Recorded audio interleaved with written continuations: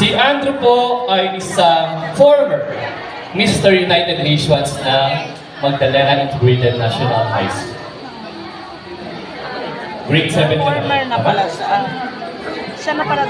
Ang mga refugee at mga lumikas na populasyon ay patuloy na isang pangunahing pandaigdigang issue.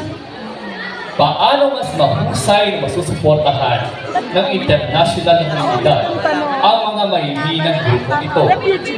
At anong mga inisyatiba ang iyong ulitin ko?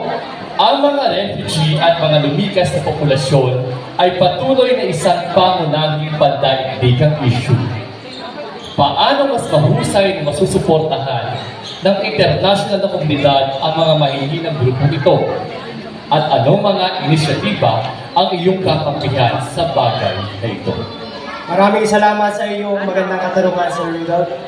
Ang aking may sasagot lang po ay kailangan ko pong makiisa or makipag-isa sa isang grupo or tulungan para umangat po tayo lahat. Para lahat po tayo ay pantay-pantay, walang maiiwan sa baba. Lahat po tayo ay pantay-pantay na nasa taas. Yun lang po. Maraming salamat po.